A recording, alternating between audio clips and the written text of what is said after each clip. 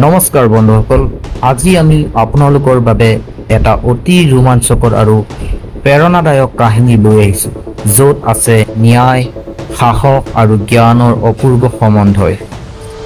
এই কাহিনীৰ পৰা আমি শিকিম যে জীৱনত যিয়ে প্ৰতিকূলতা হওক, ধৈৰ্য আৰু বুদ্ধিৰে সকলো জয় কৰিব পাৰি।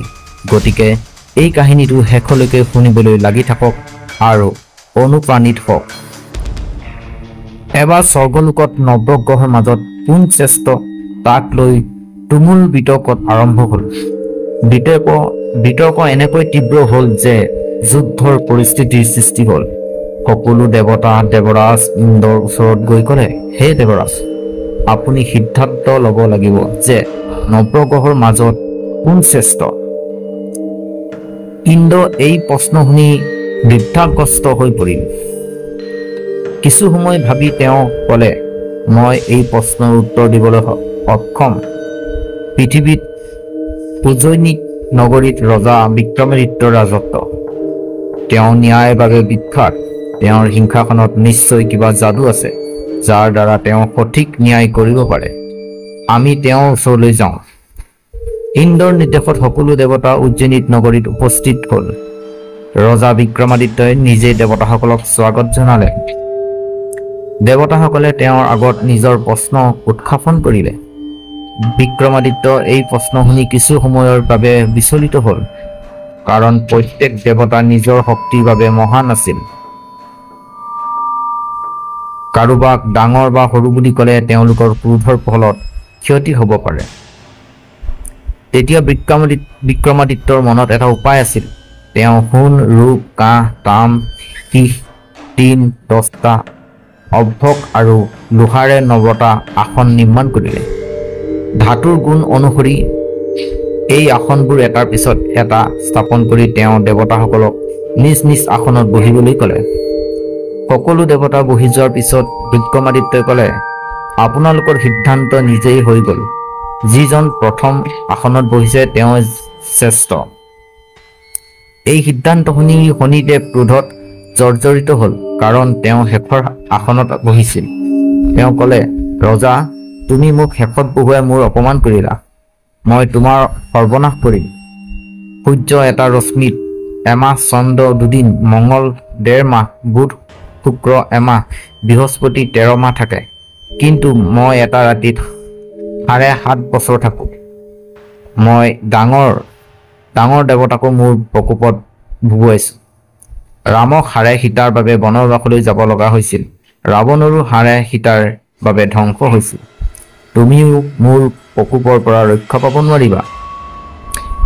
বিক্ৰমাদিত্য শনিৰ কথাত কিছু ভয় পালে, কিন্তু ভাবিলে, ভাগ্যত যি লিখা আছে তাতকৈ বেছি কি হ'ব। ভয় কৰাৰ প্ৰয়োজন নাই। অন্য দেৱতাসকল প্ৰসন্ন মনেৰে স্বৰ্গলৈ উভতি গ'ল, কিন্তু শনিদেৱ ক্ৰোধেৰে বিদায় ল'লে। কিছুদিনৰ পিছত শনিদেৱে বিক্ৰমাদিত্যৰ পৰা প্ৰতিশোধ ল'বলৈ ঘোঁৰাৰ ব্যৱসায় ৰূপ ধৰি উজ্জয়িনীত উপস্থিত হ'ল। ৰজাই এই খবৰ পাই নিজৰ অশ্বপালক ঘোঁৰা কিনিবলৈ পঠিয়ালে। অশ্বপালকে ঘোঁৰাবোৰ দেখি মুগ্ধ হ'ল, কিন্তু দাম শুনি আচৰিত হ'ল। ৰজাই নিজে গৈ এটা সুন্দৰ আৰু শক্তিশালী ঘোঁৰা পচন্দ কৰিলে। ঘোঁৰাটোৰ চালচলিত পৰীক্ষা কৰিবলৈ তেওঁ তাৰ পিঠিত উঠিল, কিন্তু ঘোঁৰাটো বিজুলীত গতিত দৌৰি এখন জংঘলত ৰজাক পেলাই দি অদৃশ্য হৈ গ'ল।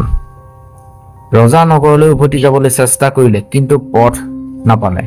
তেওঁৰ ভোক তৃষ্ণাত কণ্ঠ হ'ল।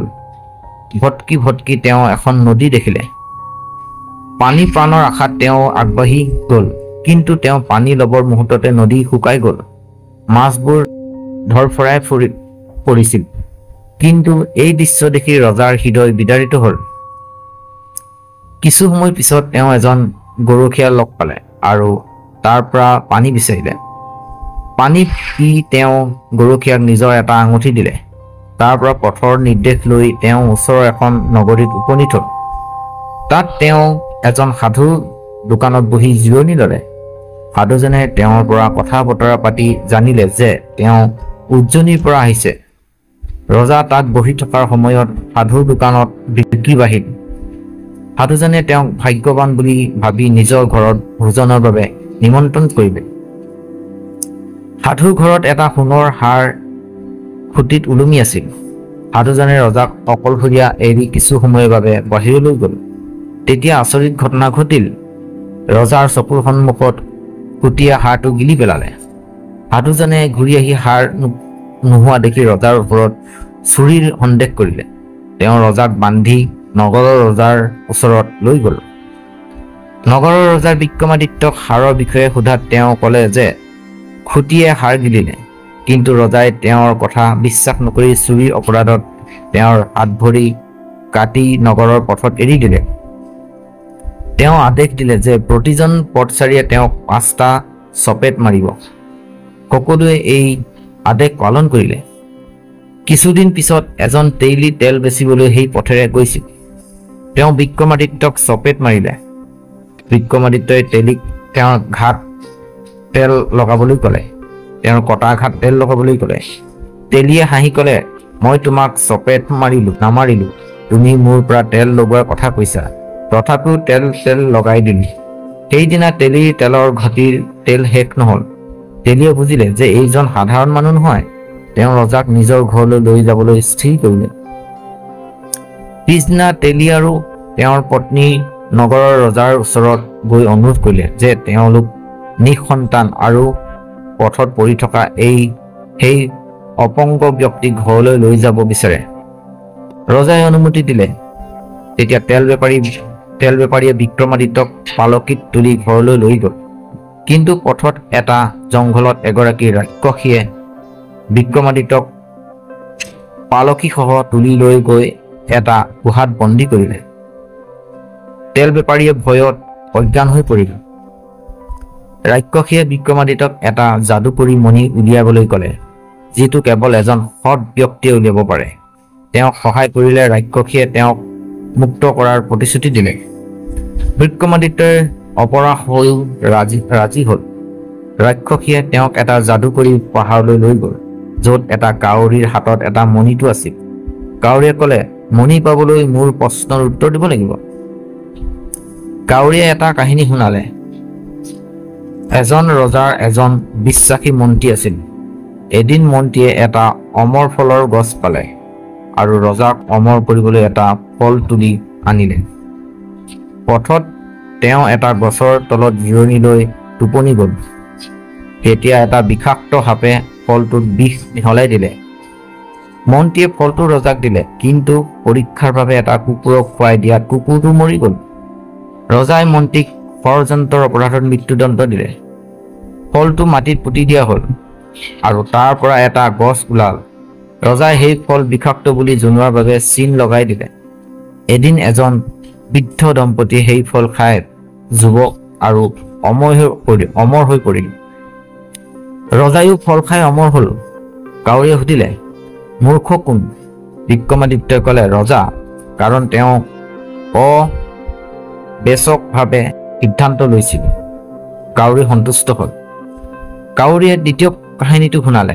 এজন ৰজাৰ শিৰত 2টা শিং আছিল, যিটো কেৱল তেওঁৰ নাং ভুলুৱে জানিছিল। ভুলুৱে এই গোপন কথা কাৰোকো নকবলৈ প্ৰতিশ্ৰুতি দিছিল। কিন্তু এদিন তেওঁ এই গোপন কথাতে এটা গছক ক'লে। সেই গছৰ কাঠৰ পৰা এটা ঢোল তৈয়াৰ হ'ল আৰু ঢোল বজোৱাৰ সময়ত তাৰ পৰা ৰজাৰ শিঙৰ কথা ওলাই পৰিল। ৰজা ক্ৰোধিত হৈ ভুলুক সোধা পোছা কৰিলে। ভুলুৱে সকলো কথা ক'লে। কাউৰীয়ে তেতিয়া সুধিলে, ৰজাই ন্যায় কি হ'ব লাগে? বিক্ৰমাদিত্যই ক'লে, ভুলুক ক্ষমা কৰিব লাগে, কাৰণ ভুলটো যাদুকৰী আছিল, তাৰ বাবে ভুলু দোষী নহয়। তেতিয়া কাউৰীয়ে সন্তুষ্ট হৈ বিক্ৰমাদিত্যক মণিটো দিলে। বিক্ৰমাদিত্যই মণিটো ৰাক্ষসক দি মুক্তি পালে। ৰাক্ষসীয়ে তেওঁক তেল বেপাৰীৰ ওচৰত এৰি দিলে। তেতিয়া তেল বেপাৰীয়ে তেওঁক নিজৰ ঘৰলৈ লৈ গৈ কামত লগালে। শনিৰ সাৰে সীতাৰ প্ৰভাৱ শেষ হোৱাৰ পিছত এদিন বৰষুণৰ ৰাতি বিক্ৰমাদিত্যই মেঘ মল্লাৰ গান গাইছিল। নগৰ ৰাজকুমাৰী মোহিনীয়ে তেওঁৰ গান শুনি মুগ্ন হৈ তেওঁৰ বিষয়ে জানিবলৈ দাসী পঠিয়ালে। এই কাহিনীৰ পৰা আমি শিকিম যে জীৱনত যিয়েই প্ৰত্যাহ্বান আহক, ধৈৰ্য আৰু সততা আৰু বুদ্ধিৰে আমি সকলো জয় কৰিব পাৰোঁ। বিক্ৰমাদিত্যৰ দৰে আমি জীৱনত ন্যায়ৰ পথত থিৰে থাকিব লাগে। গতিকে বন্ধুসকল, নিজৰ লক্ষ্যৰ প্ৰতি অটল থাকক আৰু সদায় এখোজ আগুৱাই যাওক। এনেধৰণৰ প্ৰেৰণাদায়ক কাহিনী আৰু জ্ঞানৰ বাবে Biman Bora motivation YouTube channel subscribe কৰক আৰু বেল আইকন টিপি দিয়ক, যাতে প্ৰতিটো নতুন ভিডিঅ'ৰ খবৰ আপোনালোকৰ ওচৰত পোনপ্ৰথমে পৰে। ধন্যবাদ আৰু নিজৰ সপোনৰ পিছত আপোনালোকে নিজে সদায় লাগি থাকক আৰু আগুৱাই যাওক। পুনৰ লগ পোৱাৰ আশাৰে ধন্যবাদ।